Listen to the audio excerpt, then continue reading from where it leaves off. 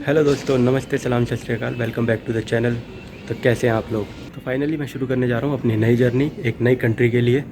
Country मेरे लिए पुरानी है क्योंकि पहले मैं उधर गया हुआ हूँ, लेकिन उस टाइम मैं आज से करीब 10 साल पहले गया था। सिर्फ 2 दिन वहाँ बिताए थे और वो भी सिर्फ एक पर्टिकुलर बीच पे, कहीं ज़्यादा एक्सप्लोर नहीं किया था।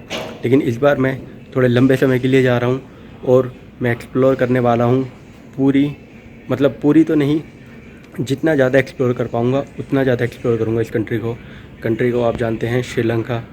अभी मैं फ़िलहाल हूँ दिल्ली के इंटरनेशनल एयरपोर्ट पे। मतलब यहाँ से मेरी फ़्लाइट जो है कनेक्टिंग फ़्लाइट है। यहाँ से मेरी फ़्लाइट दिल्ली से चेन्नई की है। चेन्नई में मेरा तकरीबन 5 आवर्स का लेओवर है। उसके बाद रात को वहाँ से फ़्लाइट है कोलंबो के लिए। तो अभी दिल्ली के एयरपोर्ट पे पहुँच गए हैं, सिक्योरिटी चेकिंग वगैरह सब कुछ करवा ली है। फ़्लाइट पकड़ के पहुँचेंगे चेन्नई। चेन्नई में जो मेरा फ़ाइनल इमिग्रेशन होगा वो चेन्नई पे ही होगा, क्योंकि मैं चेन्नई से कंट्री को लीव करने वाला हूँ। तो यहाँ दिल्ली पे कुछ नहीं, दिल्ली पे मेरा जो है डोमेस्टिक की तरह मुझे ट्रीट करा गया कि मैं डोमेस्टिक ही फ़्लाई कर रहा हूँ। तो जो मेरा इंटरनेशनल इमिग्रेशन होगा कि मैं कंट्री से बाहर हूँ, तो वो मेरा चेन्नई पे ही होगा। तो इस वीडियो को एंड तक देखना। मैं इस वीडियो में कोलंबो तक पहुँचने के जो भी मेरा सफ़र होगा वो पूरा आपको दिखाऊँगा। और कोलंबो में पहुंचने पर मुझसे, या यहाँ से निकलते टाइम चेन्नई से, मुझसे क्या क्या डॉक्यूमेंट्स मांगे गए हैं, क्या क्या चीज़ों की मुझे ज़रूरत पड़ी थी, डॉक्यूमेंट्स मैंने क्या क्या कैरी कर रहा हूँ और क्या क्या प्रिकॉशंस लेने पड़े थे, वो सब आपको बताऊँगा। तो वीडियो में एंड तक बने रहिए। इन्फॉर्मेटिव वीडियो होने वाली है, काफ़ी इन्फॉर्मेशन आपको मिलेगी। और आगे चल के अगर चैनल अभी तक सब्सक्राइब नहीं किया है तो सब्सक्राइब कर लीजिए, क्योंकि आगे चल के काफ़ी अच्छी और इंटरेस्टिंग वीडियोज़ आने वाली है। तो चलिए थोड़ा सा आपको एयरपोर्ट का लुक दिखा देता हूँ।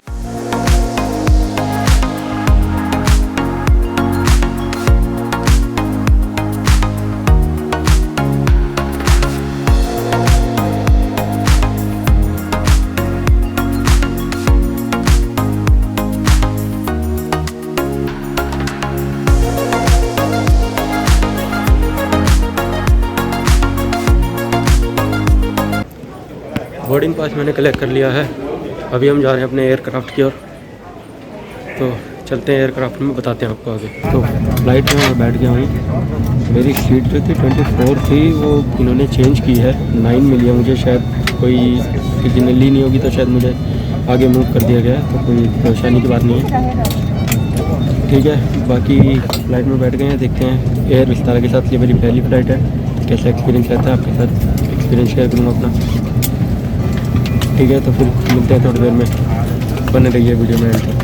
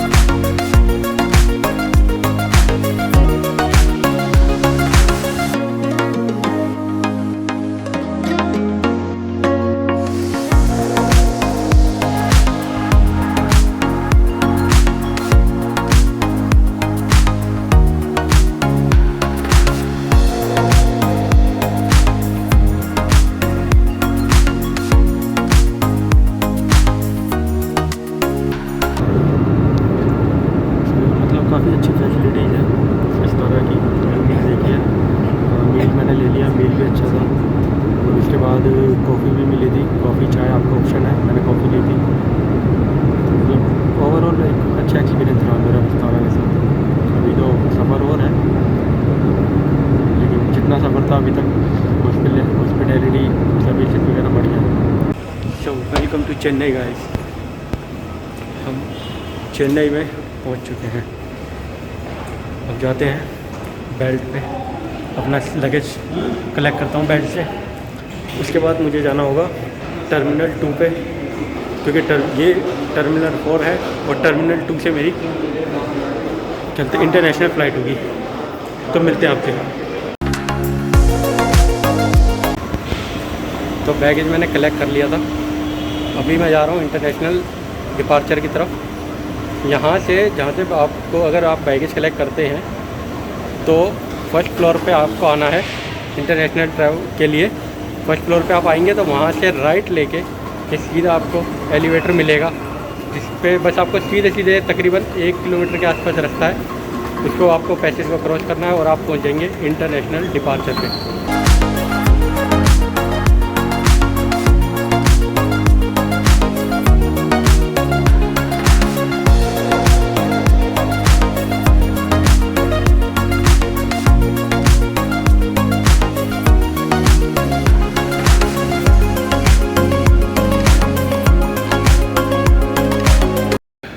बोर्डिंग पासेस मैंने कलेक्ट कर लिए हैं और अभी मैं जा रहा हूँ गेट नंबर 14 की तरफ, क्योंकि मेरी जो फ़्लाइट है वो वहीं लगने वाली है।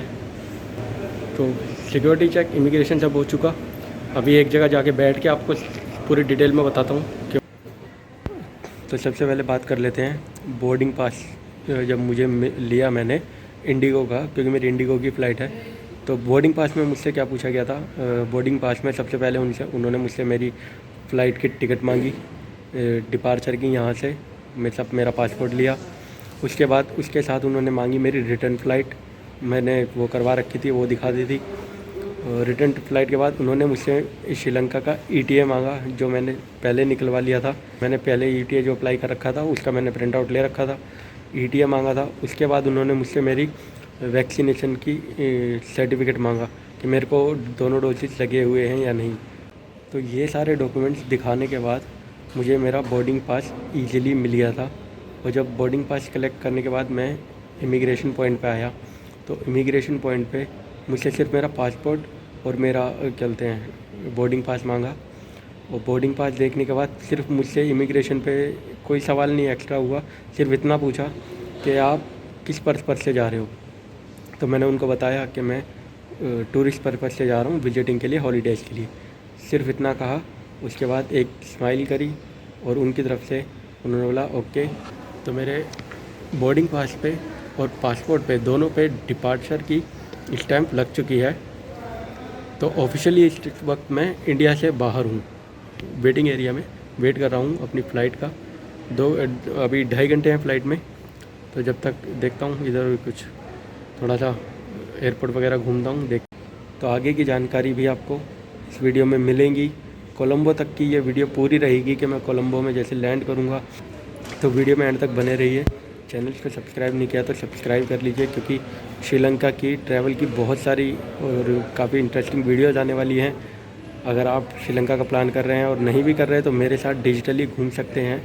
मैं आपको जहाँ जहाँ मैं घूमूँगा वीडियोज़ वगैरह बना के अपने चैनल पर डालता रहूँगा। तो जब तक मैं वेट कर रहा हूँ, अभी मेरे को 2.5 घंटे हैं मेरी फ़्लाइट को। तो तब तक के लिए मैं आपको चेन्नई का जो एयरपोर्ट है उसका टूर करा देता हूँ, थोड़ी बहुत यहाँ की सिनेमैटिक दिखा देता हूँ। तो आप जब तक एंजॉय कीजिए, मैं वेट करता हूँ।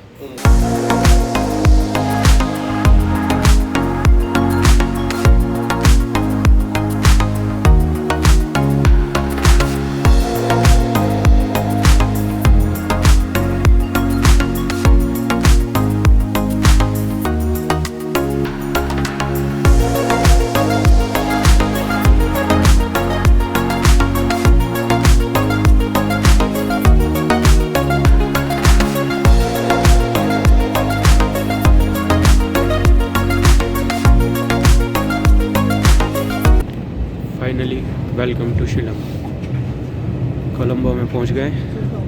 फ़्लाइट से उतरते हैं, सामान कलेक्ट करता हूं कन्वेयर बेल्ट से अपना, और फिर आपसे बात करता हूं। हेलो दोस्तों, तो गुड मॉर्निंग। मेरा पहला दिन श्रीलंका में। कल मैंने वीडियो स्टॉप कर दी थी। मैंने दिखाया था मैं कोलंबो पहुंच गया था एयरपोर्ट पे। बाहर निकलने पे इमिग्रेशन वगैरह होते हैं और सिक्योरिटी चेक होता है, तो वहाँ पर तो आप वीडियो बना ही नहीं सकते। तो उधर की मैं वीडियो बना ही नहीं पाया था। और बाहर जब वहाँ से निकला उसके बाद मैंने जो सिम ली और मनी एक्सचेंज वगैरह के बारे में, वो फिर इतनी जल्दी में था। और क्योंकि कल काफ़ी रश था, मेरी फ़्लाइट भी पूरी तरह से फुल थी। उसके बाद कई दूसरी फ़्लाइट्स भी आई थी। मेरी इंडिगो की थी, बाकी एयर इंडिया की, विस्तारा की और क्या बोलते हैं स्पाइस जेट, ये सारी फ़्लाइटें भी उसी टाइम पे 5, 10, 15 मिनट आधे घंटे के गैप में काफ़ी सारी फ़्लाइट्स और भी इंडिया से आई थी। और इंडिया से ही नहीं, दूसरी कंट्री से भी काफ़ी फ़्लाइट्स आ रही थी और काफ़ी भीड़ थी। तो उस चक्कर में मैंने भीड़ भाड़ से बचने के लिए और ज़्यादा प्रॉब्लम्स मतलब चीज़ें स्मूथली हो जाए, इसलिए मैंने वहाँ पे वीडियो वगैरह शूट नहीं करी थी। तो ये बाकी की चीज़ें मैं आपको अब बता देता हूँ। कोलंबस से बाहर निकलते के साथ ही मेरा इमिग्रेशन हुआ। यहाँ के इमिग्रेशन में मेरे से क्या पूछा गया, सिर्फ मेरे से मेरा पासपोर्ट मांगा गया और मेरे पासपोर्ट के साथ उन्होंने मुझसे मेरा मांगा फ़्लाइट टिकट्स। मैंने फ़्लाइट टिकट दिखाई, पासपोर्ट दिखाया। इवन यहाँ पर उन्होंने मेरे से ETA भी नहीं मांगा था इमिग्रेशन पे, सिर्फ मेरा पासपोर्ट, बोर्डिंग पास और मेरी फ़्लाइट टिकट्स पूछी कि आपकी वापसी की कब की है, तो मैंने उनको वो बता दिया था। उसके बाद ये चीज़ होने के बाद उन्होंने बस मेरे से पूछा एक क्वेश्चन कि आप किस काम के लिए आ रहे हो। मैंने बोला ट्रैवल के लिए, हॉलीडेज़ के लिए। तो उन्होंने बोला ओके थैंक यू, एक स्माइल के साथ उन्होंने भी मेरे को वेलकम कहा। इससे ज़्यादा मुझसे कुछ नहीं पूछा गया। श्रीलंका का इमिग्रेशन काफ़ी स्मूथली क्लियर हो गया था, तो कोई ऐसी परेशानी नहीं आई। अगर आप लोगों को भी प्लान करना है तो आप लोग भी श्रीलंका आराम से आ सकते हैं, कोई परेशानी की बात नहीं है। यहाँ पे बहुत अच्छे से ट्रीट किया जाता है। यहाँ का वीज़ा भी आपको बहुत ईजीली मिल जाता है। सॉरी, ETA आपको बहुत ईजीली मिल जाता है। ETA का क्या होता है मैं आपको ETA का बता देता हूँ। ETA के लिए यहाँ पर एक मैं आपको स्क्रीन पे और डिस्क्रिप्शन में एक लिंक दूंगा, जो श्रीलंका की ऑफिशियल साइट का लिंक है। वहाँ से आप ETA अप्लाई कर सकते हैं। ETA अप्लाई करने के साथ वहाँ पे वो आपसे $21, अभी जो मैंने अप्लाई किया था तब उस टाइम पे $21 की फ़ीस थी, तो वो $21 आप पे करेंगे। तो जब मैंने अप्लाई करा था तो कहने को तो ये कहते हैं कि आपका 12 से 24 घंटे के अंदर ETA अप्रूवल आ जाएगा, लेकिन मेरा जो ETA अप्रूवल था वो सिर्फ 5 मिनट के अंदर अंदर मुझे मेल आ गई थी कि आपका ETA अप्रूव हो चुका है। और इस डेट से पहले मतलब जो ETA अब जब आप अप्लाई करते हो और जब अप्रूव होकर आता है उसके 6 महीने तक वो वैलिड रहता है। आप उसको उसके 6 महीने तक यूज़ कर सकते हो। और ये डबल एंट्री कहते हैं वीज़ा के लिए होता है। तो जब भी आप अगर वो ETA लेके जब आप श्रीलंका आते हो तो आपको डबल एंट्री वीज़ा मिलता है। मतलब 30 दिन के अंदर आप श्रीलंका को 2 बार विजिट कर सकते हो। तो मोस्टली लोग जो श्रीलंका इंडिया से आते हैं प्लान करते हैं, वो किस तरह प्लान करते हैं, वो मालदीव्स के साथ प्लान करते हैं कि पहले श्रीलंका आए, थोड़े दिन रुके, मालदीव निकल गए, फिर वहाँ पे एक अपना कुछ दिन स्पेंड करे, वापस श्रीलंका आए, अब बाकी के अपने जो बचे हुए दिन थे वो बिताए, बाकी जो डेस्टिनेशन जो उनको घूमनी थी वो घूमी और फिर वापस अपना इंडिया आ गए। तो ये एक बेसिकली इंडियंस का एक तरीका बनता है जो वो श्रीलंका और मालदीव दोनों एक साथ कवर करते हैं। और श्रीलंका का डबल एंट्री वीज़ा है, तो इससे ये काफ़ी इजीली पॉसिबल हो जाता है। ETA आपको मिल जाएगा, वो ETA ला के आप इमिग्रेशन पॉइंट पे दिखाओगे तो वो एक छोटा सा आपको स्टिकर दे देंगे। आपको मतलब एक छोटा सा स्टिकर होता है, जैसे जस्ट लाइक आपके बारकोड्स वगैरह लगे होते हैं ना, किसी आप खाने पीने की चीज़ें खरीदते हो, उस पर प्राइस वगैरह के बारकोड होते हैं, उस तरीके का एक छोटा सा स्टिकर होता है। बस उस पर लिखा होता है आपका क्या होता है पासपोर्ट नेम, आपका डेट, आप कब आए हो और क्या होता है उसके बाद कि वो फर्स्ट एंट्री है या सेकंड एंट्री है। बस इतना प्रिंट इतना कुछ लिखा होता है। उसके बाद वो आपको इमिग्रेशन में बोलते हैं वेलकम टू श्रीलंका, आप अंदर आ जाइए। उसके बाद जैसे ही आप एग्जिट के लिए आएंगे बाहर, तो सबसे पहले बाहर निकलते ही आपको मिलेगा करेंसी एक्सचेंज। आपको अगर करेंसी एक्सचेंज करवानी है तो यहाँ से करवा सकते हैं, लेकिन मैं आपको सजेस्ट करूँगा कि करेंसी एक्सचेंज अगर एयरपोर्ट से करवा रहे हैं तो मिनिमम करवा लीजिए इतना कि आप सिटी तक पहुँच जाए। आपको सिटीज़ में काफ़ी अच्छे रेट्स मिल जाएंगे कंपेयर टू एयरपोर्ट्स। तो एयरपोर्ट पे पास आप इतना एक्सचेंज करवा लीजिए अपनी करेंसी कि जितनी आपको सिटी में जाने के लिए इजी पड़े। और सिटी में जाके आप किसी भी नॉर्मल करेंसी एक्सचेंजर से आप एक्सचेंज कराएंगे तो आपको अच्छे रेट्स मिल जाएंगे, वहाँ आप बार्गेनिंग भी कर सकते हो। और करेंसी एक्सचेंज के लिए एक बता दूँ, करेंसी आप अगर लाते हैं तो मोस्टली तो इंडिया से लाएंगे तो इंडियन रुपीज़ नहीं चलते, इंडियन रुपीज़ ये लोग एक्सेप्ट नहीं करते यहाँ पे। तो आप करेंसी डॉलर्स में कैरी कीजिए। बाहर निकलते एक काउंटर बना हुआ था, वहाँ पे हेल्थ डिक्लेरेशन के फॉर्म रखे हुए थे काफ़ी सारे, और काफ़ी लोग वहाँ भर रहे थे। तो एक हेल्थ डिक्लेरेशन का फॉर्म मैंने वहाँ से लिया। उसमें सिर्फ आपका नाम, आप कहाँ से आए हो, किस फ्लाइट से आए हो और कौन सी सिटी से आप आए हो, आप किस कंट्री से हो, ये सारी डिटेल्स होती हैं। और आपको आपको पीछे कभी कोविड हुआ है या नहीं हुआ, ये डिटेल पूछी होती है। तो वहाँ पे आपको अगर हुआ है तो वो, और नहीं हुआ तो नो कर दीजिए। बाकी अभी आपको करंटली कोई इन्फेक्शन है जैसे फीवर, कफ, सिकनेस, ये सारे ऑप्शंस होते हैं, उन पे यस और नो टिक करना होता है। अगर कुछ है तो मेंशन कर दीजिए, नहीं है तो सब पे नो करिए और अपना साइन कीजिए, डेट डालिए और वो जमा करा दीजिए। हेल्थ डिक्लेरेशन फॉर्म जो काउंटर है उन पर दोगे, वो हेल्थ डिक्लेरेशन फॉर्म लेके उसके ऊपर आपका स्टैंप मार के आपको वो हेल्थ डिक्लेरेशन फॉर्म वापस कर देंगे कि आप ये लीजिए और आप अब फ्री हैं श्रीलंका में कहीं भी घूमने के लिए। और हेल्थ डिक्लेरेशन फॉर्म के साथ यहाँ पर वैक्सीनेशन का सर्टिफिकेट भी मांगा गया था। तो डबल डोज वैक्सीनेशन का सर्टिफिकेट मैंने इंटरनेशनली डाउनलोड कर लिया था, डाउनलोड करके वो मैंने वो दिखा दिया था। फिर अब आपको मिलते हैं सबसे पहले क्या बोलते हैं सिम्स वगैरह, कि आप लोकल नंबर लोकल सिम कैसे ले सकते हैं, क्योंकि लोकल सिम तो आप लेने की ज़रूरत पड़ती है क्योंकि यहाँ का नंबर यूज़ करना है। अगर यहाँ के टैक्सी वैक्सी बुक करनी होती है तो उसके लिए यहाँ की ऐप में यहाँ का नंबर जो चाहिए होता है वो सब कुछ। तो और लोकली इंटरनेट वगैरह यूज़ करने के लिए तो सिम की तो ज़रूरत पड़ती है। तो मैंने सिम देखा था, तो यहाँ पे 3-4 मेरे को दिखे थे। एक तो मैंने देखा डायलॉग का, मैंने उसके बारे में काफ़ी सुना था, लेकिन डायलॉग का उस टाइम पे काउंटर बंद पड़ा हुआ था। और एक था STL का, श्रीलंका टेलीकॉम लिमिटेड समथिंग ऐसे है, तो उस पर भी था। और एक था एयरटेल का। तो 100,000 हेल्थ केयर में मैंने एक एयरटेल की सिम खरीद ली। उसमें मुझे क्या मिला, मुझे 30 डेज़ के लिए डेली 1 GB नेट मिला। उसके बाद इस तो 30 GB तो मेरे को ये हो गया 30 डेज़ के लिए डेली का 1 GB। और इसके अलावा मेरे को क्या मिला है उसमें, जितनी भी हमारी सोशल मीडिया साइट्स होती हैं, आप व्हाट्सएप, फेसबुक, इंस्टाग्राम, मैसेंजर और स्नैपचैट वगैरह, ये 4-5 ऐप्स थी। तो ये 4-5 ऐप्स थी, इन सब का फ्री एक्सेस है, मतलब इन सब के लिए डाटा अनलिमिटेड है। वो आपका डेली 1 GB में से काउंट नहीं होगा, वो अलग ही रहेगा और वो अनलिमिटेड रहेगा। तो ये मेरे को सबसे बढ़िया ऑप्शन लगा था, मैंने वही ले लिया। क्योंकि मैंने कहा घर पे अगर कॉल करनी होगी, इंडिया में बात करनी है किसी से भी मेरे को, तो मैं व्हाट्सएप कॉलिंग के थ्रू कर लूँगा। और फेसबुक इंस्टाग्राम पे फ़ोटोज अपलोड करने के लिए तो चाहिए ही होती है, आपको मालूम ही है। तो वो मेरा सारा काम इससे आराम से हो जाना था। और साथ में 300 मिनट भी मिले जो मैं अदर पे कर सकता हूँ। अगर एयरटेल का कोई नंबर है श्रीलंका का ही, तो एयरटेल टू एयरटेल भी फ्री है बिल्कुल। तो वहाँ से सिम लेने के बाद मैंने बाहर निकला, और बाहर करके क्योंकि रात का करीबन 4 बज रहे थे, मतलब रात के क्या सुबह के ही 4 बज रहे थे, और कोई बस वगैरह तब तक चालू नहीं थी। और कि मुझे आना था निगम्बो। वहाँ से एयरपोर्ट से करीबन 7 से 8 किलोमीटर की दूरी पे है। इन दिनों श्रीलंका में एक प्रॉब्लम है काफ़ी ज़्यादा, वो ये है कि यहाँ पे पेट्रोल और डीजल के रेट्स काफ़ी हाई है। तो टैक्सी मुझे पड़ी थी रात के टाइम, उस वक्त सिर्फ 7 से 8 किलोमीटर के लिए मेरे को पड़ी 800 रुपये में। तो 800 श्रीलंकन रुपीज़ इंडिया से कन्वर्ट कर लोगे तो आपको बैठ जाएगा तकरीबन 300-350 के हिसाब से। टैक्सी के लिए यहाँ पे मैं आपको बता दूँ कि यहाँ पे आपको एक पिक मी करके ऐप है, वो आप डाउनलोड कर लीजिए। और वो पिक मी ऐप से आप टुक मतलब जो ऑटो होता है अपने इंडिया में जो ऑटो चलते हैं 3 व्हीलर्स वगैरह, उनको यहाँ पे टुक बोलते हैं। तो वो टुक के भी ऑप्शन उसमें आपको मिल जाएगा। और बाकी आपका कार्स वगैरह का जो भी होती है प्राइम इंश्योरेंस, जैसे अपना ऊबर ओला चलती है, वैसे यहाँ पे पिक मी है। तो पिक मी डाउनलोड कीजिए और वहाँ पे आपको कहीं पे भी घूमना है श्रीलंका में, टुक बुक कीजिए या फिर टैक्सी बुक कीजिए। तो जैसा आपका बजट है आप वैसे उसको यूज़ कर सकते हैं। उस तरीके की आप गाड़ी मंगाइए और घूमिए आराम से श्रीलंका में। तो आज मेरा पहला दिन है, आगे की एक्सप्लोर करूँगा, चीज़ें आपको बाकी सारी बताऊँगा, दिखाऊँगा।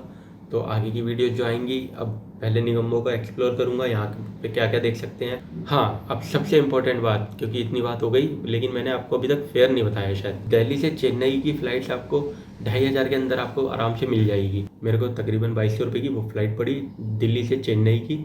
और सेकंड मैंने बुक करी अपनी इंडिगो की, जो रात को मेरी 1 बजे की थी। और इंडिगो की ये फ़्लाइट मुझे पड़ी थी 4500 रुपये में। तो अगर इन दोनों का आप टोटल करेंगे तो 6500 के अंदर मेरी ये फ़्लाइट पड़ी दिल्ली से कोलंबो के लिए। तो मतलब मैं दिल्ली से कोलंबो सिर्फ 6500 रुपये में आ गया, जहाँ मुझे डायरेक्ट फ़्लाइट लेने पे 14 से 15,000 तक पे करने पड़ रहे थे। तो मैंने कहा यही तरीका सही है, थोड़ी देर अपने एयरपोर्ट वगैरह में आराम कर लेंगे, 5 घंटे का ले ओवर है तो कोई दिक्कत नहीं है, ले ओवर ले लेंगे, वहाँ पे रुक जाएंगे, लेकिन अपने पैसे तो बचेंगे, वो पैसे जो बचेंगे वो कहीं घूमने फिरने में खर्च करेंगे। तो अब वीडियो ये आपको अच्छी लगी, इन्फॉर्मेटिव लगी, तो वीडियो को लाइक कीजिए और शेयर कर सकते हैं अपने दोस्तों के साथ। प्लान कर रहे हैं तो वीडियो आपके काम आ सकती है। इससे आपको अगर इन्फॉर्मेशन मिलती है। अगर कोई क्वेश्चन हो, वीडियो कैसे लगी ये भी कमेंट करके आप बता सकते हैं। और या कोई क्वेश्चन हो कोलंबो से रिलेटेड या इस वीडियो में जो भी मैंने मेंशन किया है उस चीज़ से रिलेटेड, तो आप कमेंट बॉक्स में मुझसे पूछ लीजिए, मैं आपको रिप्लाई कर दूंगा उसके बारे में। और अगर आप मेरे चैनल पे नए हैं तो सब्सक्राइब कर लीजिए, क्योंकि श्रीलंका की आने वाली वीडियोस काफ़ी मज़ेदार होने वाली हैं, काफ़ी बढ़िया होने वाली हैं। और आपको डिजिटली मेरे साथ घूमने का एक मौका मिलेगा श्रीलंका में। मिलते हैं अब आपसे नेक्स्ट वीडियो में। इस वीडियो को यहीं एंड करता हूँ।